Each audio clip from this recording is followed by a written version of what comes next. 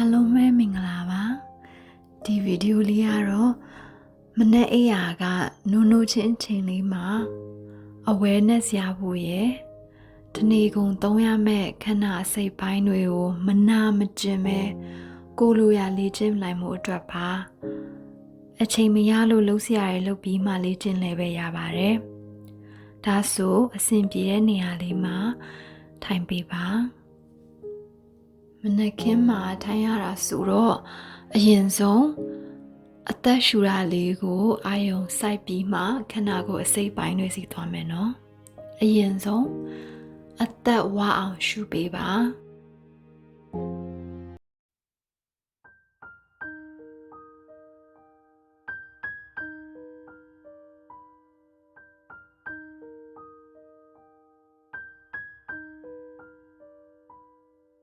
စိတ်ကိုရင်ဘတ်ရဲ့အလေတက်တဲ့နေရာမှာစူးစိုက်ထားပါအသက်ရှူလိုက်တိုင်းအဲ့နေရာမှာအာယုံကိုထားပေးပါလေတွေဝင်သွားတိုင်းရင်ဘတ်လေးကပြည့်သွားတယ်ရှူထုတ်လိုက်တိုင်းကျသွားတယ်လေတွေရှူလိုက်လို့ပြည့်သွားတဲ့အဆုတ်တွေကဒီနေ့အတွက်ဒီနေ့ကုန်အလုပ်လုပ်ပေးရမှာမို့အတိမတ်ပြုပေးပါမနာရန်လုပ်ရတဲ့အဆုတ်တွေပြီးတာနဲ့နောက်တစ်ခုမနာရန်လုပ်ရတဲ့အုံနောက်ကိုသွားမယ်နော်ဒီနေ့အတွက်ခန္ဓာကိုယ်အစိတ်ပိုင်းတစ်ခုချင်းစီကိုလိုက်ပြီးဖွင့်ပေးတယ်လို့သဘောထားပေးပါအုံနောက်ကလည်းတနေ့ကုန်ကိုမသိတဲ့အချိန်အောင်လှုပ်ဆောင်ပေးနေတာမလို့အသိမှတ်ပြုပေးပါဒီနေရာမှာအဆင်ပြေသလိုတွေးလို့ရတယ်နော်တချို့ကခလုတ်လေးတွေဖွင့်သလိုမျိုးတွေးတယ်တချို့ကတော့လိုက်ပြီးတော့ကျေးဇူးတင်တယ်ပေါ့အသိမှတ်ပြုပြီးမှသူတို့ကစလက်ဘက်ခွင့်ရတဲ့သဘောမျိုးပါအာယုံကိုဦးခေါင်းမှာစူးစိုက်ထားပြီးတာနဲ့မျက်နှာမှာရှိတဲ့မျက်လုံးနှာခေါင်းပါးစပ်ရဲ့နားရည်ပါလိုက်ဖွင့်နေဆိုတဲ့အတွေ့လေးနဲ့အတိမတ်ပြုပေးပါပခုံးကြီးတင်းနေရင်လျှော့ထားပြီနော်ပခုံးကနေတဆင်လက်ရောက်တာနဲ့လက်ချောင်းလေးတွေကိုဒီနေ့အလုပ်လုပ်ဖို့လိုအပ်ပါတယ်သူတို့ကိုလည်းအတိအမှတ်ပြုပေးပါ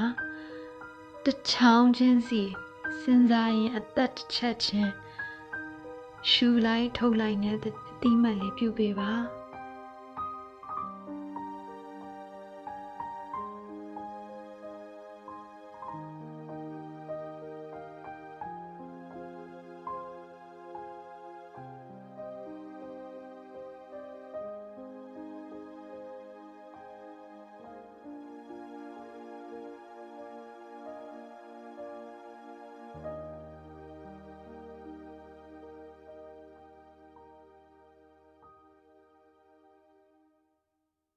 ဒါပြီးရင်ခါပြီးတာနဲ့သူနဲ့ဆက်နေတဲ့နောက်ကျောကြီးရယ်တနေ့ကုန်သုံးရတဲ့ခါရယ်နောက်ကျောရယ်ညောင်းညာလေးမှာစူလို့အသေးမှတ်ပြုပေးပါအဲ့ဒီနောက်ဆက်သွားမယ်ဆိုရင်ပေါင်နဲ့ခြေထောက်တွေကတော့တနေ့ကုန်သွားလေရာနေရာကိုရောက်ဖို့သူတို့လိုက်ပို့ရမှာဖြစ်တဲ့အတွက်ကြောင့်ကျေးဇူးကြိုတင်ပြီးနှိုးဆော်ပေးပါခုနအတိုင်းလက်ကလေးတွေလိုပဲခြေချောင်းလေးတွေကိုတစ်ချောင်းချင်းစီအသက်တစ်ချက်ရှူရင်းတိမှတ်ပြုပေးပါ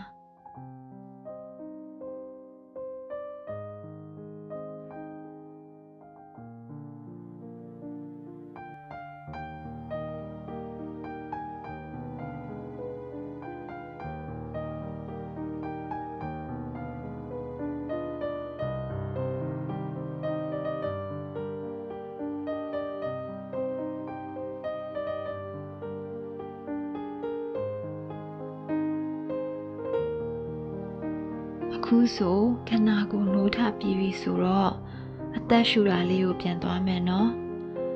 ထွက်လေရဲ့ဝင်လေရဲ့ကိုပဲတတိလေးထားပြီးဆက်ရှူပေးပါ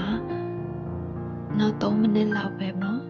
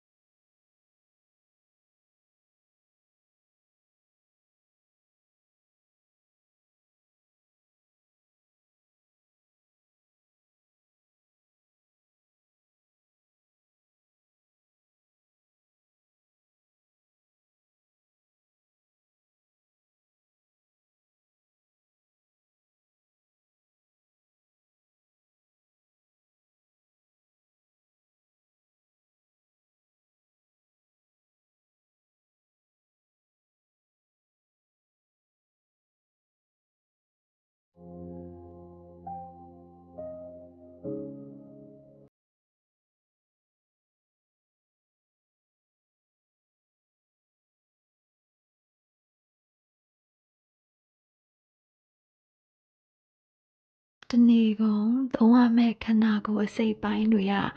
ကျန်းမာလန်းဆန်းနေသေးတယ်ဆိုတာကိုစိတ်ထဲကအမြဲတမ်းကျေးဇူးတင်ပေးနော်